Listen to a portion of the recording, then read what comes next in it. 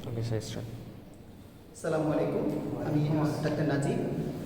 Welcome to today's session. Our today's session is a respiratory system examination. In case of any system examination, আমরা সাধারণত দুইটা জিনিস দেখে নিই। একটা হলো কিছু ডিজিজ রিলেটেড কিছু general examination and systemic examination two specific system. আমরা যে কোনো এক্সামিনেশন শুরু করার সময় তোমরা জানো যে আমরা পেশেন্টকে প্রথমে গ্রিটিংস দিয়ে নিই এবং তার কাছ থেকে অনুমতি নিয়ে নিই।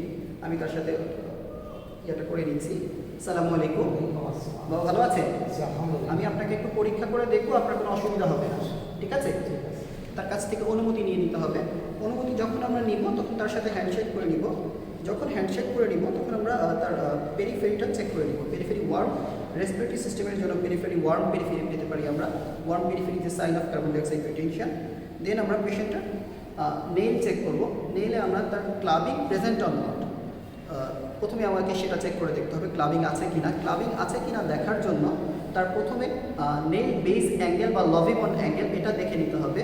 Normally angle is less than, এটা অ্যাট দ্য লেভেলে যেয়ে দেখতে হবে। Normally angle is less than 180 degree, around 160 degree থাকে আমাদের সবার নর্মালি। কিন্তু ইন কেস অফ ক্লাবিং অ্যাঙ্গেলটা বেড়ে যাবে, 190 ডিগ্রির চেয়ে বেশি হয়ে যাবে। আমরা অ্যাঙ্গেলটা প্রথমে দেখে নিব। অ্যাঙ্গেলের পর আমাদের আরও দুটো জিনিস দেখতে হবে। একটা হলো তার interphalangeal depth ratio. Interphalangeal depth রেশিওটা হলো, তারপরে হাতটা রাখেন। ইন্টারফ্যালাঞ্জিয়াল ডেপথ রেশিওটা হলো অ্যান্টেরিয়র পোস্টেরিয়র যে ডিস্টেন্সটা থাকবে, এটা আমরা দুইটা জায়গায় চেক করব। এটা আমরা ডিস্টাল ইন্টারফ্যালাঞ্জিয়াল জয়েন্টে চেক করব, নেইল বেসে চেক করব। নর্মালি ডিস্টাল ইন্টারফ্যালাঞ্জিয়াল জয়েন্টে অ্যান্টেরিয়র পোস্টেরিয়র ডিস্টেন্সটা নেইল বেসের অ্যান্টেরিয়র পোস্টেরিয়র ডিস্টেন্সের চেয়ে বেশি। ইন কেস অফ ক্লাবিং, যেহেতু এখানে সোয়েলিং হয়ে যাবে, সফট টিস্যু সোয়েলিং হয়ে যাবে, আমরা ক্লাবিংয়ের জন্য সফট টিস্যু সোয়েলিং আছে কিনা এটাও চেক করে নিব। সফট টিস্যু সোয়েলিং আছে কিনা, যেহেতু সোয়েলিং হয়ে যাবে, in case of clubbing nail বেসের অ্যান্টেরিয়র পোস্টেরিয়র ডেপথটা বেশি হবে, এক্ষেত্রে বেশি হবে। এটাও আরেকটা ফাইন্ডিংস। এছাড়া আমরা পেশেন্টের শ্যামরোজ উইন্ডোজ টেস্ট করে নিব, দেখে নিব। বাবা আঙুল দুটো এরকম করেন তো, হ্যাঁ ওরকম করে। এক্ষেত্রে যদি উইন্ডো প্রেজেন্ট থাকে, window in case of clubbing উইন্ডোটা অ্যাবসেন্ট হয়ে যাবে। ওনার উইন্ডো প্রেজেন্ট আছে, যদি ক্লাবিং হয়ে যায় উইন্ডোটা অ্যাবসেন্ট হয়ে যাবে। দেন আমরা ক্লাবিংয়ের জন্য তার পেরিয়স নেইল বেসে সফট টিস্যু সোয়েলিং আছে কিনা আমরা পালপেট করে নিব অ্যান্ড তার ফ্ল্যাকচুয়েশন দেখে নিতে পারি। ফ্ল্যাকচুয়েশনের জন্য আমরা তার ফিঙ্গারটা ফিক্সড করে আমাদের দুটো ইন্ডেক্স ফিঙ্গার নেইল বেসে রাখবো অ্যান্ড দুটো থাম দিয়ে আমরা ফিল করে নিব। আমরা একদিকে প্রেশার দিব, অন্যদিকে ফিল করব, ক্রস, একদিকে প্রেশার দিব, অন্যদিকে ফিল করব, ফ্ল্যাকচুয়েশন ফিল করা যায় কি না।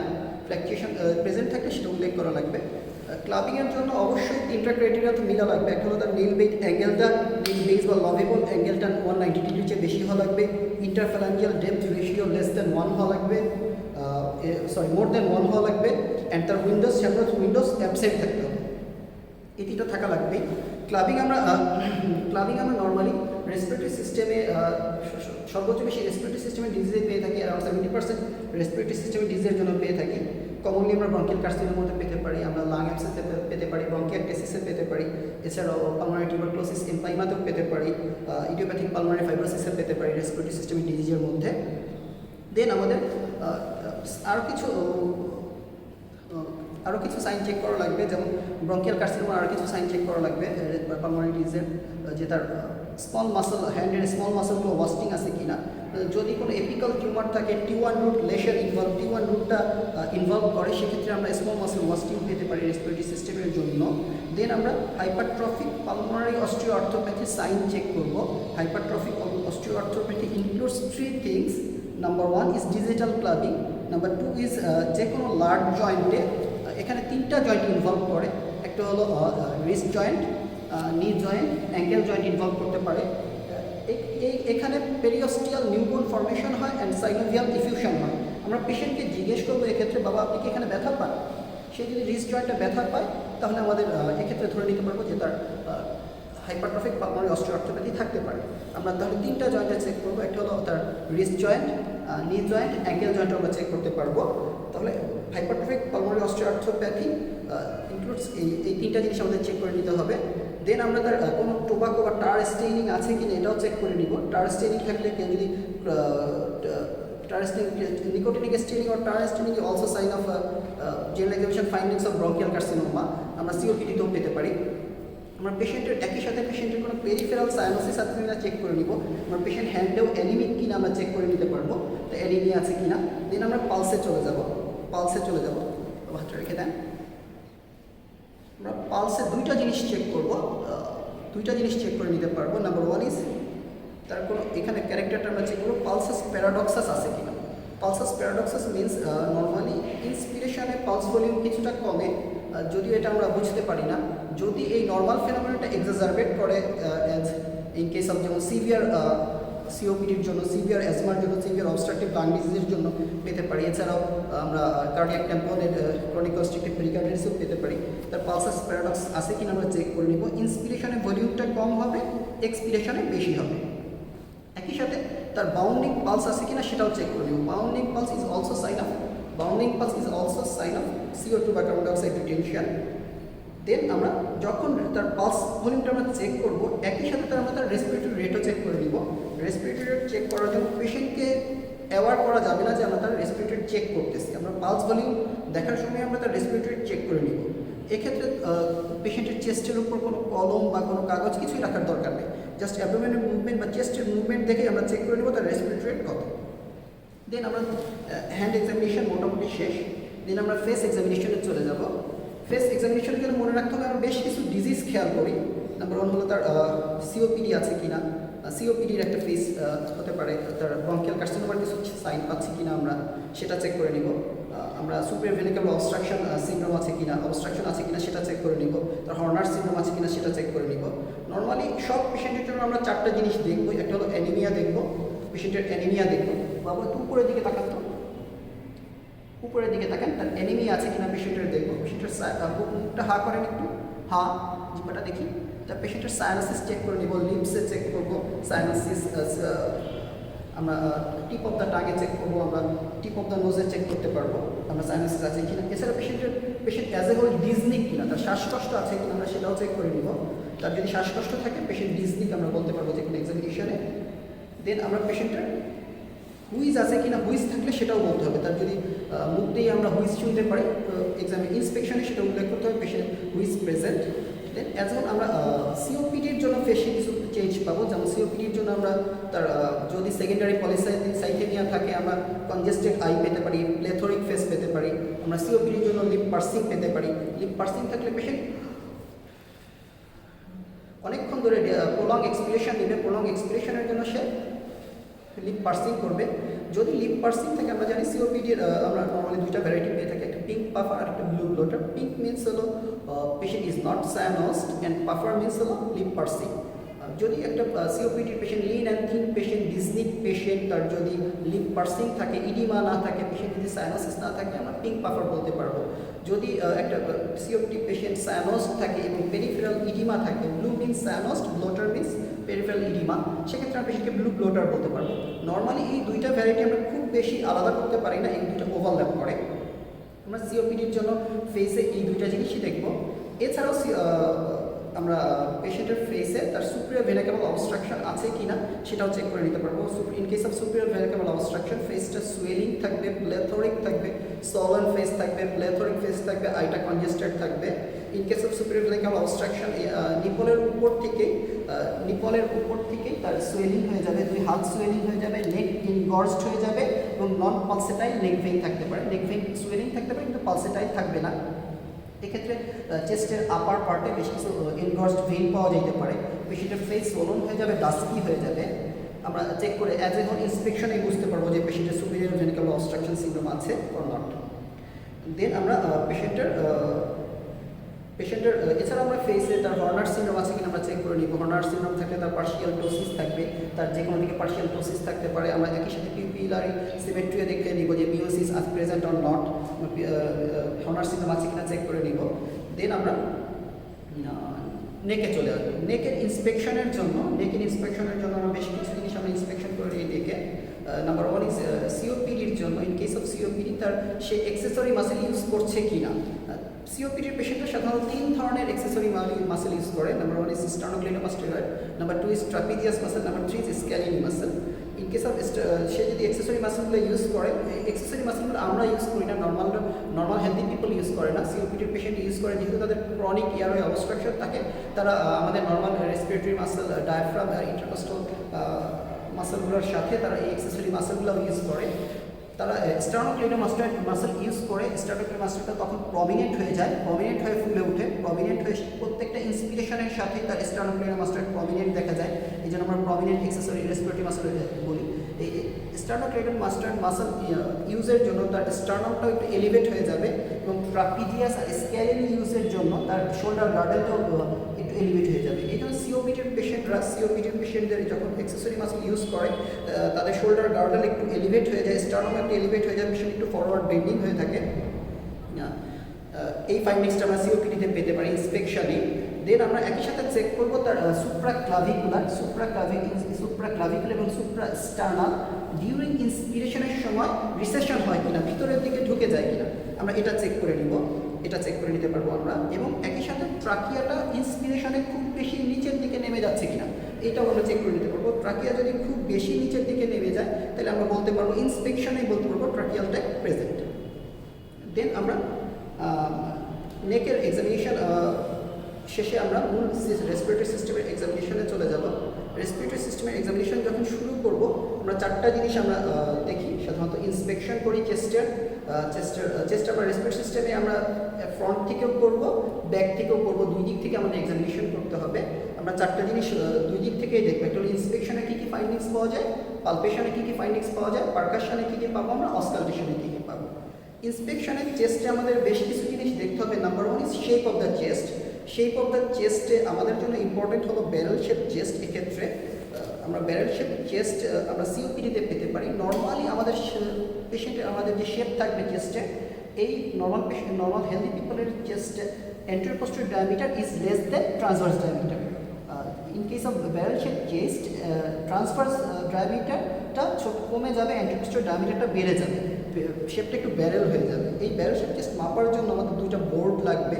আমরা একটা বোর্ড পেশেন্টের পিঠের নিচে দিয়ে দিব, আর একটা বোর্ড চেস্টের উপর রেখে আমরা anterior posterior diameterটা চেক করে নিব। দেন আমরা দুইটা বোর্ড আবার এগেইন ট্রান্সভার্সলি দিয়ে ট্রান্সভার্স ডায়ামিটারটা চেক করে নিব। যদি anterior posterior diameter আমাদের পেশেন্টের বেশি হয়ে যায়, আমরা বলতে পারবো ব্যারেল শেপ চেস্ট প্রেজেন্ট।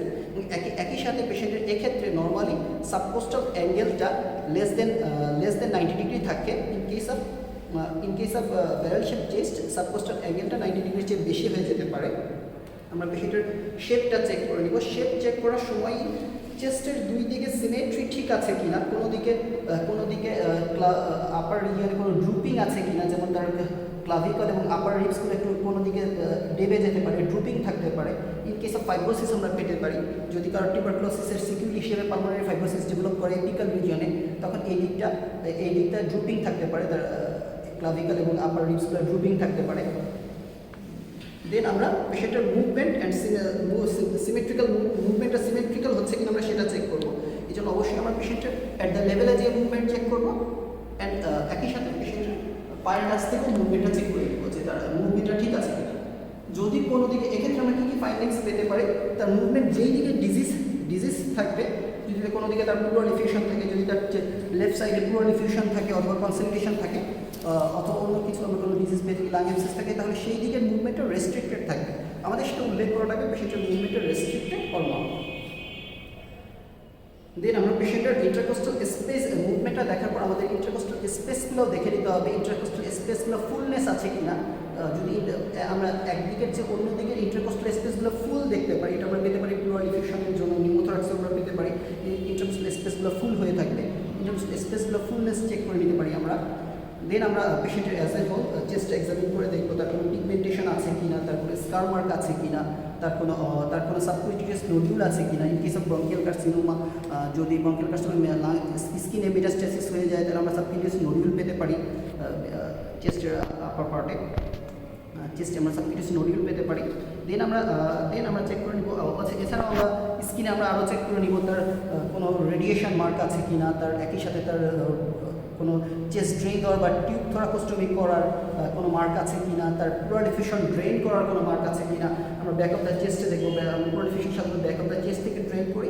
ইন্সপেকশনে যদি আমরা ব্যাক অফ দ্য চেস্টে প্লুরাল ডিফিউশন ড্রেন করার মার্ক আছে, সেটাও চেক করে নিতে হবে।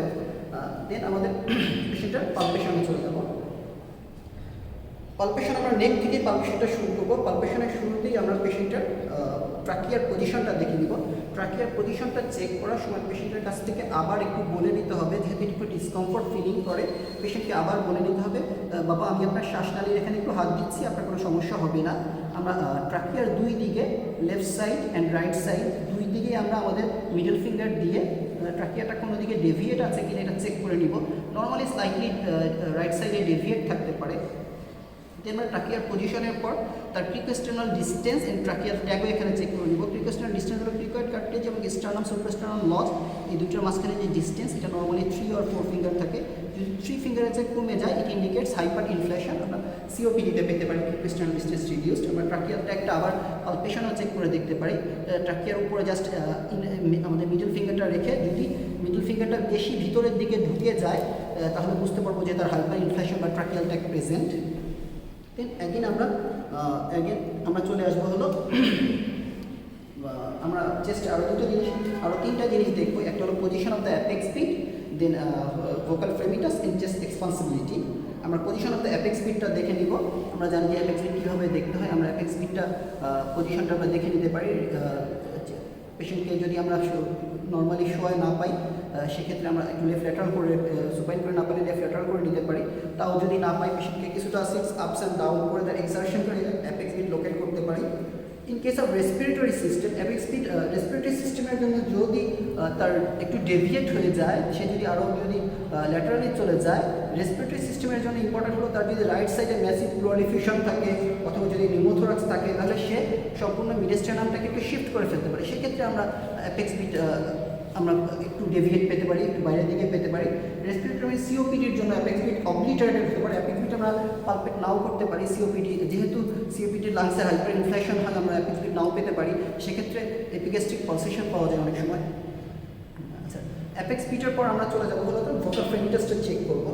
নর্মালি এখন ভোকাল ফ্রেমিটাসের according to Macleod and Hutchison also vocal ফ্রেমিটাসের খুব বেশি ইউজ নেই, তবু অনেক স্যাররা যেহেতু দেখতে চান আমাদের ভোকাল ফ্রেমিটাস চেক করা লাগবে। ভোকাল ফ্রেমিটাস আমরা ফিঙ্গার যে আমাদের ফিঙ্গার ফ্ল্যাট আছে ফিঙ্গার ফ্ল্যাট দিয়ে আমরা চেক করে নিব। পেশেন্টকে বলবো বাবা আমরা দুই দিক একই সাথে দুই দিক আমরা অ্যাসেস করে নিব যে দুই দিকে এক সমান আছে কিনা। পেশেন্টকে বলতে বলবো 3-3, পেশেন্ট 3-3 বলবে, আমরা চেক করে নেবো। বলে 3-3 3-3 3-3 3-3 3-3 3-3 3-3 3-3 3-3 3-3। ঠিক আছে, আমরা ভোকাল ফ্রেমিটাস চেক করে নিলাম। ভোকাল ফ্রেমিটাস আমরা রিডিউসড পেতে পারি, ইনক্রিজড পেতে পারি, নর্মাল পেতে পারি। যদি কনসলিডেশন থাকে ভোকাল ফ্রেমিটাস বেড়ে যাবে, ইনক্রিজড হবে। In case of consolidation, fibrosis, collapse with patent bronchus এগুলোর জন্য ভোকাল ফ্রেমিটাস ইনক্রিজড হয়ে যাবে। But in case of pleural diffusion and pneumothorax vocal fremitus কমে যাবে। দেন ভোকাল ফ্রেমিটাসের পর আমরা চেস্ট এক্সপান্সিবিলিটি দেখবো। Chest expansibility important. Chest expansibility দেখার জন্য আমাদের ফিঙ্গারগুলো আমরা রিপসের প্যারালালি আমরা ইন্টারকোস্টাল স্পেসে রাখবো ফিঙ্গারগুলো, এবং থাম দুটোকে আমরা কাছাকাছি অ্যাপোজিশন করব। কিন্তু থামটাকে স্কিনের উপর রাখা যাবে না, একটু উপরে রাখতে হবে, কাছাকাছি অ্যাপোজিশন করব। পেশেন্ট যখন শ্বাস নিবে, শ্বাস নেন, বুক ভরে শ্বাস নেন, যখন শ্বাস নেন বুক ভরে, যখন শ্বাস নিবে তখন ফিঙ্গার দুটো একটু সরে যাবে, অ্যাপার্ট হবে, দুটো থাম অ্যাপার্ট হবে, নর্মালি 5 সেন্টিমিটার হয়। যদি কোনো দিকে ডিজিজ প্রসেস থাকে, যদি প্লুরাল ডিফিউশন থাকে, কনসলিডেশন থাকে, ওই দিকে এক্সপান্সিবিলিটিটা কমে যেতে পারে, সেটা আমাদের উল্লেখ করা লাগে। Chest expansibility reduce. Chest expansibility আমরা লোয়ার চেস্টে দেখি, আমরা মিড চেস্টেও দেখতে পারি। আবার টোটাল চেস্ট এক্সপান্সিবিলিটি দেখার জন্য প্রয়োজনে তোমরা ফিতা ব্যবহার করতে পারো। ফিতা ব্যবহার করে ফিতা দিয়ে মেপে এক্সপিরেশনে কতটুকু, ইন্সপিরেশনে কতটুকু, এটা আমরা চেক করে নিতে পারি চেস্ট এক্সপান্সিবিলিটি দেখার জন্য। আমরা ব্যাকে যখন যাব, ব্যাক থেকে আমরা চেস্ট এক্সপান্সিবিলিটি চেক করব। দেন আমরা পারকাশনে চলে যাচ্ছি। আমরা জানি রেসপিরেটরি সিস্টেমের পারকাশনে আমরা পারকাশন নোট পাই হলো রেজোনেন্ট। এখানে আমরা হাইপার রেজোনেন্টও পেতে পারি, ডাল পেতে পারি, উডি ডাল পেতে পারি, স্টুডি ডাল পেতে পারি। Consolidation, fibrosis, collapse with patent bronchus আমরা উডি ডাল পাবো। উডি ডালের চেয়ে যদি আরেকটু বেশি ডাল হয় তখন আমরা স্টুডি ডাল বলি। প্লুরাল ডিফিউশনে আমরা স্টুডি ডাল পাবো। আর হাইপার রেজোনেন্ট যে আমরা নর্মাল রেজোনেন্ট, এর চেয়ে যদি একটু বেশি শব্দ হয় নর্মাল সাইডের চেয়ে যদি ডিজিজ সাইডে একটু বেশি শক্ত হয় তখন আমরা হাইপার রেজোনেন্ট বলতে পারি। হাইপার রেজোনেন্ট আমরা পাই নিউমোথোরাক্স। অ্যান্ড যদি খুব বেশি হাইপার ইনফ্লেশন থাকে, খুব বেশি অবস্ট্রাকটিভ লাং ডিজিজ থাকে, সিওপিডি বা সিভিয়ার অ্যাজমা পেতে পারি। আমরা পারকাশন শুরু করব, আমরা রাইট সাইড লেফট সাইড থেকে শুরু করতে পারি। আমরা পারকাশন শুরু অ্যাপেক্স থেকেই শুরু করব। অ্যাপেক্সে যখন করব আমরা ট্রাপিজিয়াসের যে বর্ডারটা আছে, ট্রাপিজিয়ার বর্ডার থেকে শুরু করব। ট্রাপিজিয়াসের বর্ডার থেকে শুরু করে এই দিকে অ্যাপেক্স থেকে, তারপরে দেন এই দিকের অ্যাপেক্সে চলে আসবো। দেন আমরা ক্লাভিকলে যাব। ক্লাভিকলে যখন করব একটা জিনিস বলে নিই, পারকাশন করার জন্য অবশ্যই আমরা ইউজ করবো হলো মিডল ফিঙ্গার। মিডল ফিঙ্গারটা আমরা লেফট হ্যান্ডের মিডল ফিঙ্গারটা আমরা ইন্টারকোস্টাল স্পেসে রাখবো। অপোজিট ফিঙ্গারগুলো চাপ দিয়ে থাকবে না, জাস্ট অ্যাপোজিশন সাথে থাকবে। অ্যান্ড আমরা রাইট হ্যান্ডের মিডল ফিঙ্গার দিয়ে পারকাস করব।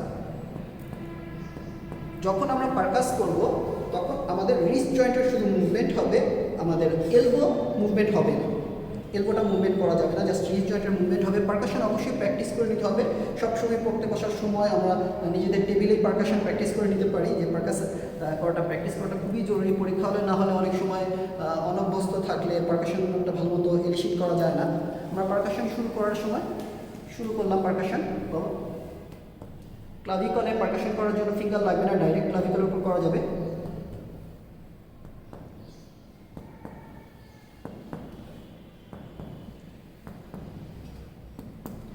আরেকটা জিনিস বলে নিই, আমরা পারকাশন করবো হলো মিড ক্লাভিকুলার লাইন বরাবর। মিড ক্লাভিকুলার লাইন বরাবর দুই দিকেই করবো, মিড ক্লাভিকুলার লাইন বরাবর, জাস্ট মিডিয়াল টু নিপল।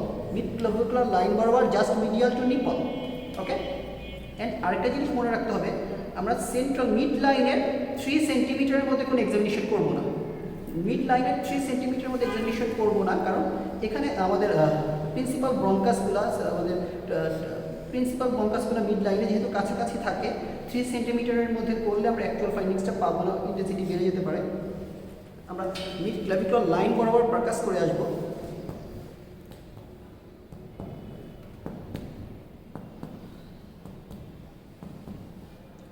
যখন আমরা নিপলের লেভেলে চলে আসবো তখন আমরা একটু ল্যাটারালি চলে যাব, বিলো দ্য নিপল জাস্ট চলে আসবো। আমাদের অ্যান্টেরিয়রলি আমরা 6 ইন্টারকোস্টাল স্পেস পর্যন্ত এক্সামিন করব। ল্যাটারালি আমরা এক্সিলা থেকে 8 ইন্টারকোস্টাল স্পেস পর্যন্ত এক্সামিন করব। যখন অ্যান্টেরিয়রলি হয়ে যাবে আমরা এক্সিলাতে চলে যাব। দুই দিকে কম্পেয়ার করে দেখব।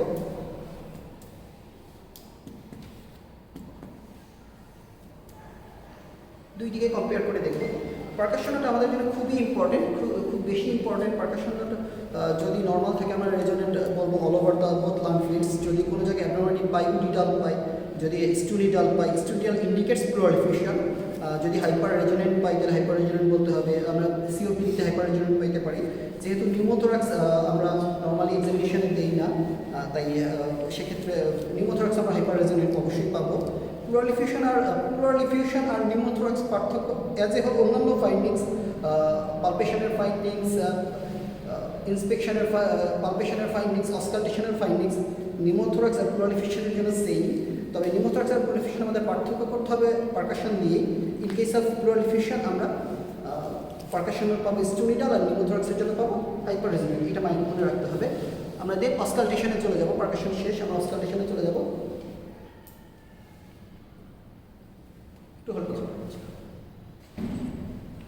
ওকে, আমরা যখন অসকালটেশন করবো, অসকালটেশনের শুরুতে তোমাদের একটা জিনিস খেয়াল করে নেওয়া লাগবে যে তোমাদের স্টেথোটা ভালো মতো প্রিপেয়ার করা আছে কিনা। মনে রাখতে হবে স্টেথো যে আমরা একটা ফরওয়ার্ড বেন্ডিং হয়ে থাকে, এটা সামনের দিকে তোমরা কানে দেওয়ার সময় স্যাররা এগুলোও খেয়াল করে, এটা কানে দেওয়ার সময় এই বেন্ডিংটা ফরওয়ার্ড দিকে থাকবে। এটা পিছনের দিকে রাখা যাবে না, পিছনের দিকে করা যাবে না, বেন্ডিংটা সামনের দিকে থাকবে। ফরওয়ার্ড বেন্ডিংটাকে আমরা সামনের দিকে রেখে স্টেথোটাকে আমরা কানে ঢুকাবো।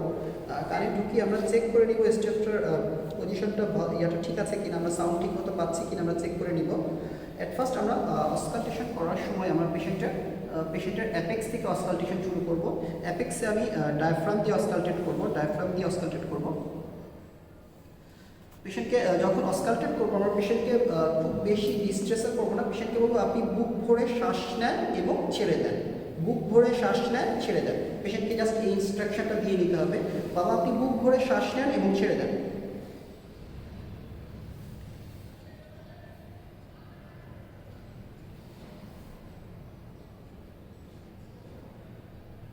দেন অ্যাপেক্স হয়ে গেলে আমরা ডায়াফ্রাম দিয়ে অসকালটেট করব। এখানেও আমরা মিড ক্লাভিকুলার লাইন অনুযায়ী করব। বাবা শ্বাস নেন এবং ছেড়ে দেন।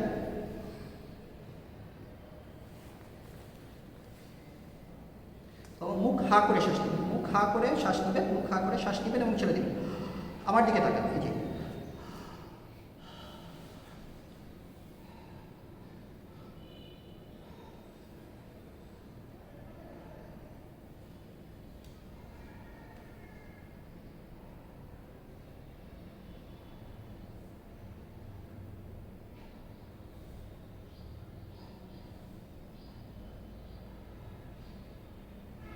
দেন আমরা এক্সিলাতে চলে যাব।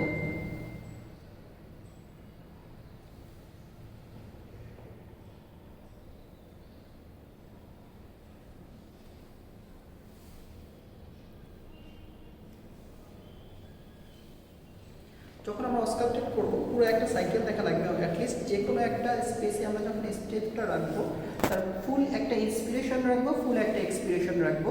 আমরা কিন্তু খুব কুইক করা যাবে না, স্যার এগুলো খেয়াল করে।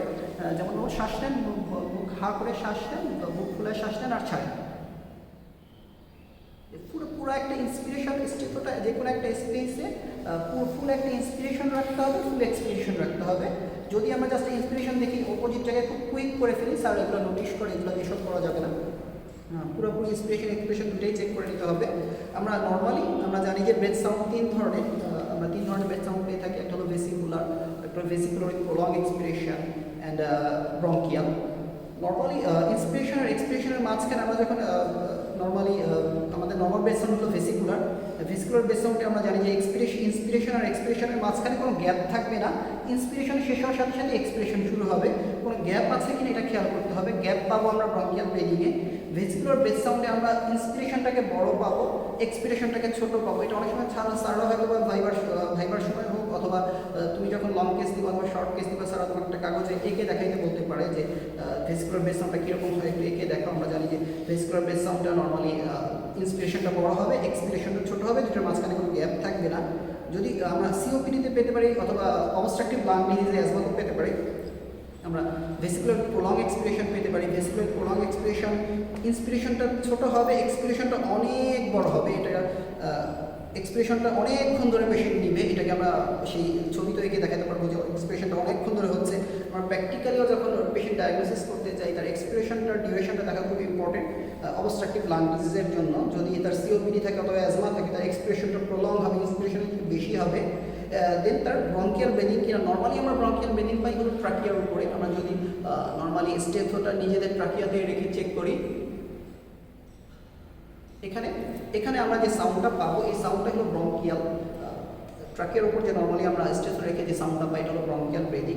এই একই সাউন্ড আমরা চেস্টে নর্মালি কোথাও পাবো না, যদি কোথাও পেয়ে থাকি সেটা হলো ব্রঙ্কিয়াল ব্রিদিং হবে। তখন আমরা ব্রঙ্কিয়াল ব্রিদিং আছে উল্লেখ করবো। ব্রঙ্কিয়াল ব্রিদিং পাই আমরা কনসলিডেশনে পেতে পারি, আমরা কোলাপস উইথ প্যাটেন্ট ব্রঙ্কাসে পেতে পারি, আমরা ফাইব্রোসিসে পেতে পারি।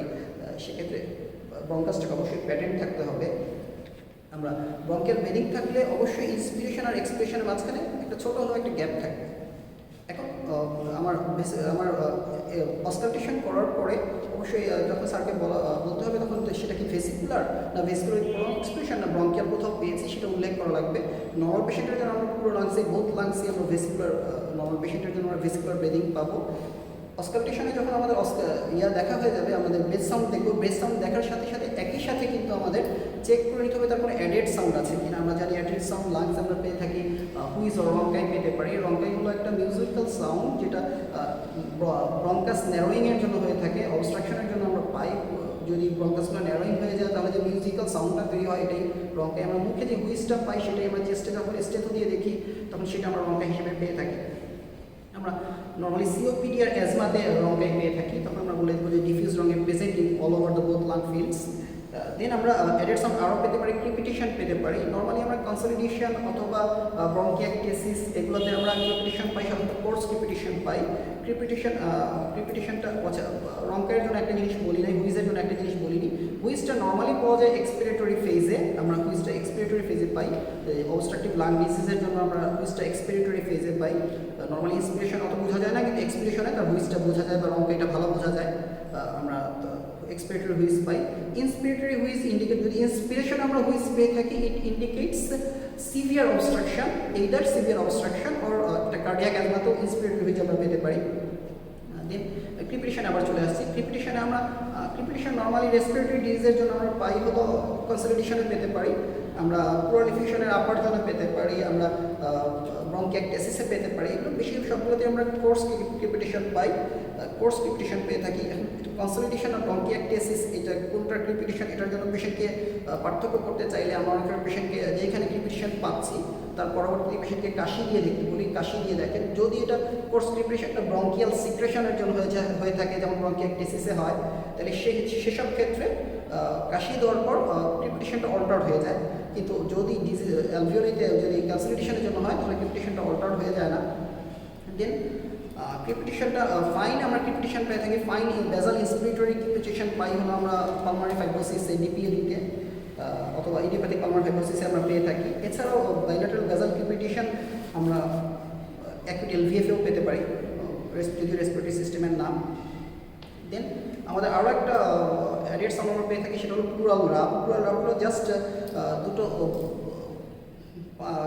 যদি কাগজ আমি একটা উপর একটা ঘষা দিই তাহলে যে সাউন্ডটা পাওয়া যাবে এটা হলো প্লুরাল রাব। ক্রিপিটেশনটা ছিল হলো জাস্ট পাতার মর্মর ধ্বনি, যে পাতা যেভাবে শুকনা পাতা যদি আমি হাতে নিয়ে জাস্ট গুঁড়ো করে ফেলি যে মর্মর পাবো, ক্রিপিটেশনটার সাউন্ডটা জাস্ট সেরকম। আর রাবটা হলো দুইটা পেজকে যদি আমি একটার সাথে একটা ঘষা দিই, যে ঘষার শব্দটা পাওয়া যাবে, এটা হলো প্লুরাল রাব। এখানে স্যার একটা কোশ্চেন করে অনেক সময়, সেটা হলো ঠিক প্লুরাল রাব, মনে করেন আমি চেস্ট লেফট সাইডে একটা প্লুরাল রাব পেয়েছি, ঠিক প্লুরাল রাব না কার্ডিয়াক পেরিকার্ডিয়াল রাব, আমার পার্থক্য কীভাবে এটা স্যার জিজ্ঞেস করেন তোমাদের। এটা স্যারদের কাছে উত্তর বলতে হবে যে স্যার আমি পেশেন্টকে নিঃশ্বাস বন্ধ রাখতে বলবো, যদি নিঃশ্বাস বন্ধ রাখার পরও আমরা রাবটা পেয়ে থাকি পেরিকার্ডিয়াল রাব, আর যদি নিঃশ্বাস বন্ধ রেখে রাবটা না পাই তাই সেটা প্লুরাল রাব। অ্যাডেড সাউন্ড ছিল তিনটাই। চেস্টের এক্সামিনেশন ইন ফ্রন্ট থেকে এতটুকুই, আমি এখন ব্যাক থেকে এক্সামিনেশন দেখাবো। আমরা অ্যাগেইন যখন এক্সামিনেশন যখন ব্যাক থেকে এক্সামিনেশন করবো, ব্যাকেও আমরা ইন্সপেকশন, পালপেশন, পারকাশন, অসকালটেশন চারটা জিনিসই করবো। ব্যাকে ইন্সপেকশনের জন্য ইম্পর্টেন্ট হলো তার কোনো শোল্ডার ড্রুপিং আছে কিনা, কোনো দিকে শোল্ডার নিচের দিকে ড্রুপিং হয়ে গেছে কিনা এটা চেক করা লাগবে। শোল্ডার ড্রুপিং থাকতে পারে, এফেক্টেড সাইজে ফাইব্রোসিস থাকে। এবং অ্যাগেইন এখানে আরেকটা ইম্পর্টেন্ট জিনিস যেটা আমি অ্যাকচুয়ালি চেক করি না, সেটা হলো যে তার কোনো স্পাইনে কোনো ডিফর্মিটি আছে কিনা। স্পাইনে ডিফর্মিটি তার কাইফোসিস থাকতে পারে, তার স্কোলিওসিস থাকতে পারে। যদি কাইফোসিস বা স্কোলিওসিস থাকে সেটা উল্লেখ করা লাগবে। তার স্পাইনে তার কোনো সুয়েলিং থাকতে পারে, আমরা গিববাস পেতে পারি। গিববাস জাস্ট স্পাইনাল এখানে সুয়েলিং হয়ে থাকে, গিববাস আমরা পেতে পারি। টিউবারক্লোসিসের জন্য স্পাইনে যদি টিউবারক্লোসিস হয় আমরা গিববাস পেতে পারি। এটা আমাদের স্পাইনের ডিফর্মিটি আছে কিনা, গিববাস আছে কিনা আমাদের উল্লেখ করা লাগবে। একই সাথে আমরা যখন ব্যাক থেকে এক্সামিনেশন করব, একই সাথে আমাদের পেশেন্টের চেস্টের মুভমেন্ট কোনো দিকে রেস্ট্রিকশন আছে কিনা চেক করা লাগবে। কোনো দিকে মুভমেন্ট যদি পিছন থেকেও রেস্ট্রিকশন থাকে সেটা উল্লেখ করা লাগবে। দেন আমরা পেশেন্টের পিছন থেকেও ভোকাল ফ্রেমিটাস দেখব।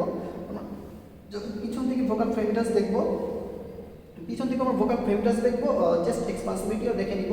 ভোকাল ফ্রেমিটাস দেখার জন্য জাস্ট অ্যান্টেরিয়র চেস্ট এক্সামিনেশনের মতো আমরা ব্যাকের চেস্ট এক্সামিনেশনকে আমরা দুইটা ভাগে ভাগ করি। আমরা যে সুপ্রাস্পাইনাস এরিয়া, যে ক্লাভিকলের যে স্পাইনাস প্রসেস আছে, স্পাইনাস প্রসেস দুটাকে জয়েন্ট করে এর উপরে এরিয়া সুপ্রাস্পাইনাস এরিয়া, এখানে এক্সামিন করব। আর ক্লাভিকলের অ্যাঙ্গেল লাইন বরাবর এক্সামিন করব। পেশেন্টকে যখন আমরা এক্সামিন করবো তখন যখন আমরা ভোকাল ফ্রেমিটাস দেখবো, এক্সামিনেশন শুরু করবো, আমরা হ্যান্ড দুটোকে সামনে থেকে ক্রিস ক্রস করে নিব ডিটু এক্সপোজার। তাই সেক্ষেত্রে আমাদের চেস্টটা ব্যাক থেকে ভালো এক্সপোজার হবে। এক্ষেত্রেও আরেকটা জিনিস এক্সামিনেশন করার সময় ভালো মতো খেয়াল করা লাগবে, ডিউরিং পালপেশন, পারকাশন, অসকালটেশন তিনটার সময়ই যে আমরা একেবারে মিড লাইন বরাবর যখন থাকি, মিড লাইনের খুব বেশি কাছাকাছি করবো না, কারণ পাশে প্যারাস্পাইনাস মাসেলগুলো থাকে, এগুলো কিছু অবস্ট্রাকশন তৈরি করে সাউন্ড আসার জন্য। এই জন্য আমরা এক্সামিনেশনটা করব এই যে তার স্ক্যাপুলার বর্ডারটা আছে এবং এই যে angle of the scapula just এর বরাবর, এই বরাবর আমরা চলে যাব, ওকে। দেন আমরা ভোকাল ফ্রেমিটাস দেখা শুরু করার জন্য পেশেন্টের 3-3 বলতে বলবো, বাবা 3-3 3-3 3-3 3-3 3-3 3-3 3-3 3-3। ভোকাল ফ্রেমিটাস দেখা হলে আমাদের পালপেশনের চেস্ট এক্সপান্সিবিলিটি আমরা এখানেও চেস্ট এক্সপান্সিবিলিটি দেখবো। রিপসের বরাবর এখানে লোয়ার চেস্ট একবার দেখবো। বুক ভরে শ্বাস নেন,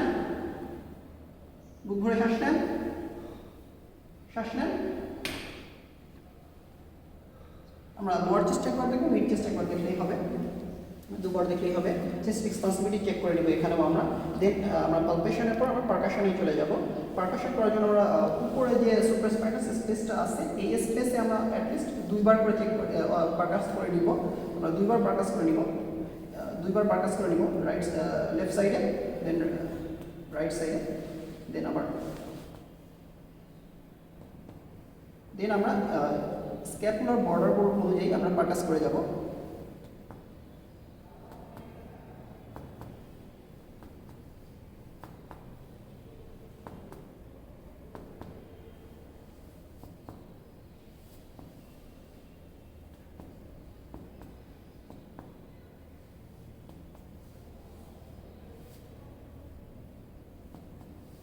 ব্যাকে আমরা 11 ইন্টারকোস্টাল স্পেস পর্যন্ত এক্সামিন করব। পারকাশন 11 ইন্টারকোস্টাল স্পেস পর্যন্ত আমরা করব। ব্যাকে ইন্টারকোস্টাল স্পেস আমরা দুইভাবে চিনতে পারি। নাম্বার 1 হলো ইনফিরিয়র স্ক্যাপুলার যে ইনফিরিয়র অ্যাঙ্গেলটা থাকে, ইট কোইনসাইডস উইথ 7 ইন্টারকোস্টাল স্পেস। এটাকে 7 ইন্টারকোস্টাল স্পেস ধরে আমরা স্পেস আইডেন্টিফাই করতে পারবো। আবার যে স্পাইনাস প্রসেস আছে এটা T3 তে থাকে, থোরাসিক 3 তে থাকে, সেই অনুযায়ী আমরা স্পেস বার করতে পারবো। আমাদের পারকাশন জাস্ট ফাইন্ডিংসটা এন্টারের মতো, যদি কোথাও আমরা ডাল পাই সেটা উল্লেখ করা লাগবে পারকাশন নোডে। দেন আমরা অসকালটেশনে চলে যাব।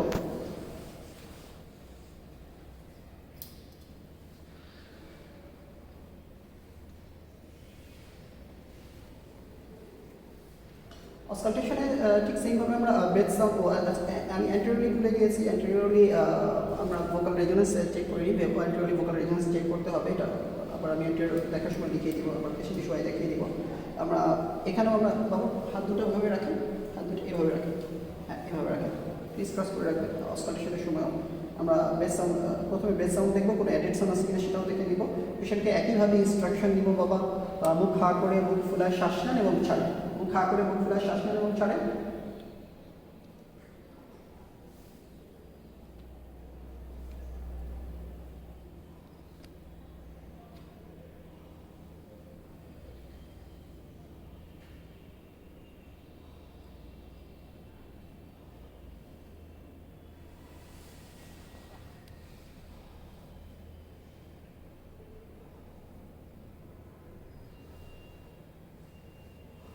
এখানে আমরা এক্সট্রাতে চেক করে নিতে পারি।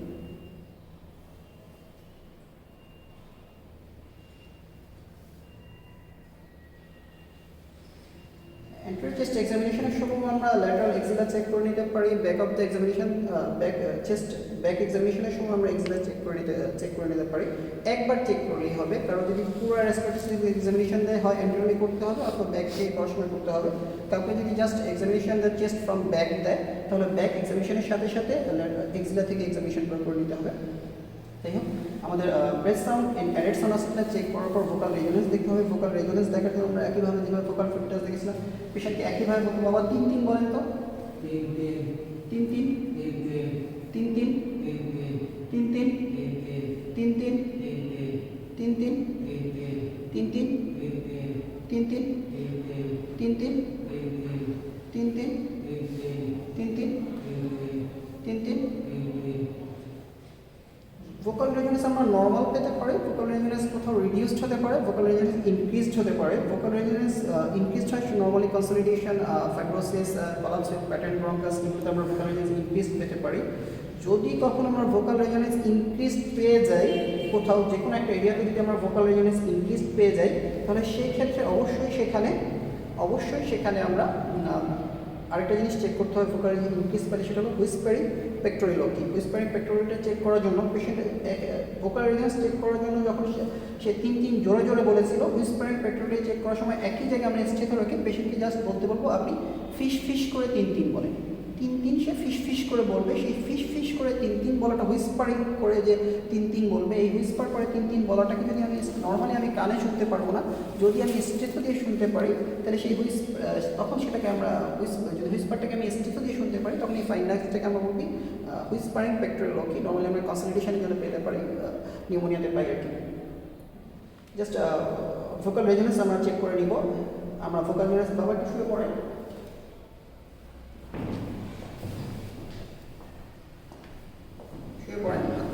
আমরা অ্যান্টেরিয়র চেস্ট এক্সামিনেশনে ভোকাল রেজোনেন্স চেক করি। অ্যান্টেরিয়র চেস্ট এক্সামিনেশনের সময় আমাদের ভোকাল রেজোনেন্স চেক করে নেওয়া লাগবে।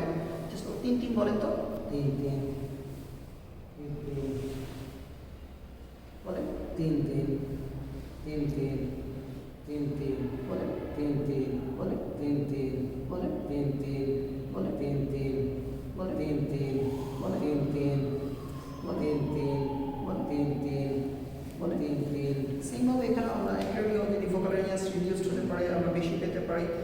রিডিউস পাবো আমরা প্লুরাল এফিউশন অথবা নিউমোথোরাক্সের জন্য। আমি আগেই বলেছি প্লুরাল এফিউশন আর নিউমোথোরাক্সের অসকালটেশনের ফাইন্ডিংস, পালপেশনের findings as a whole same.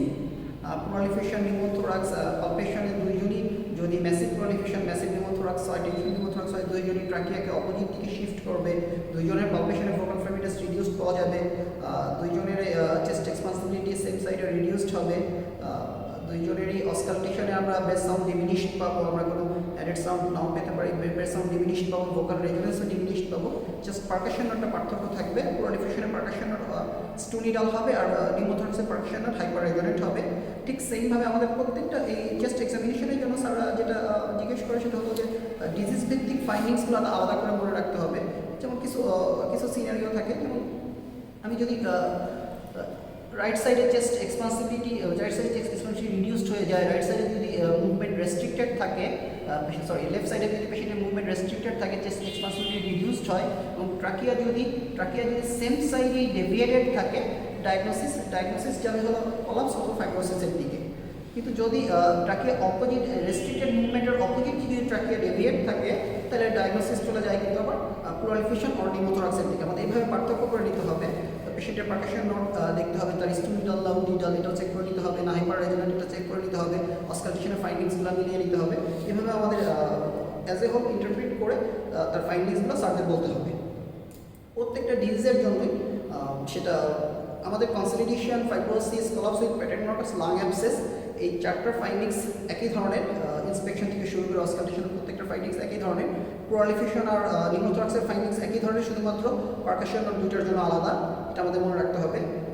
As well respiratory system examination এতটুকুই। আমি 2-3টা জিনিস হয়তো বলিনি, সেটা হলো যে আমাদের রেসপিরেটরি এক্সামিনেশনের সময় জেনারেল এক্সামিনেশনে আমাদের একই সাথে পায়ের দিকে তাকিয়ে তার পেরিফেরাল ডিপেন্ডেন্ট ইডিমা আছে কিনা আমাদের চেক করে নেওয়া লাগবে। যদি সিওপিডি রোগী একটা পেশেন্ট, তোমাদের লংসে দেওয়া হলো যে সিওপিডি রোগী যদি পেশেন্টের পায়ে ইডিমা থাকে, তাহলে পেশেন্টের একই সাথে তার রাইট হার্ট ফেলিউরের ফিচার আছে, অর্থাৎ কর্পোরাল মডেলে আছে, এটা উল্লেখ করা লাগবে তোমার লংসের ডায়াগনোসিসে। একসাথে তখন পেশেন্ট জেভিপি রেস্ট কিনা, জেভিপিও চেক করে নিতে হবে। অবশ্যই লিভ নোট নেই, আমি আরও দুটো জিনিস বলিনি, একটা হলো জেভিপি আর লিভ নোট। জেভিপিটা জেনারেল এক্সামিনেশন বলার সময় বলে নিব, জেভিপিটা চেক করে নেওয়া লাগবে। জেভিপি রেজড অন নট, আমরা যদি রাইট হার্ট ফেলিউর থাকে বা কর্পোরাল মডেল থাকে, জেভিপি বেশি পেতে পারে। আমাদের লিভ নোটটা চেক করা লাগবে। লিভ নোটটা খুবই important both bronchial carcinoma and টিউবারকুলোসিসের জন্য রেসপিরেটরি এক্সামিনেশনে।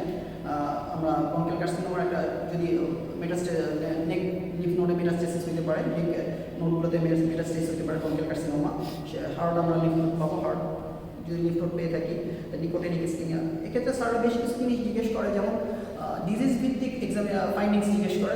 স্যারা জিজ্ঞেস করতে পারে তুমি ব্রঙ্কিয়াল কার্সিনোমাতে কী জেনারেল এক্সামিনেশনে কী ফাইন্ডিংস পাবা। তখন তোমাকে ফেস থেকে তুমি শুরু করতে পারো যে স্যার আমরা সুপারভেলিক্যাল অবস্ট্রাকশনের সিনড্রোম পেতে পারি, আমরা হর্নার সিনড্রোমের সাইনগুলো পেতে পারি, টোসিস পেতে পারি, আমরা মিওসিস পেতে পারি, আমরা নেকে আমরা হার্ট লিভ নোট পেতে পারি, নেকে আমরা হার্ট লিভ নোট পেতে পারি, হ্যান্ডে আমরা নিকোটিনিক স্টেনিং অথবা টার্ন স্টেনিং পেতে পারি, সাইড দিয়ে টার্ন স্টেনিং পেতে পারি, আমরা ক্লাবিং পেতে পারি, হাইপারট্রফিক পালমোনারি অস্টিওআর্থ্রাইটিস পেতে পারি। এগুলো হলো sign of bronchial carcinoma general এক্সামিনেশনে অ্যাজ এ ডিজিজ ভিত্তিক। যদি সিওপিডির সাইনগুলো জিজ্ঞেস করে আলাদা করে সবগুলো বলে নিতে হবে,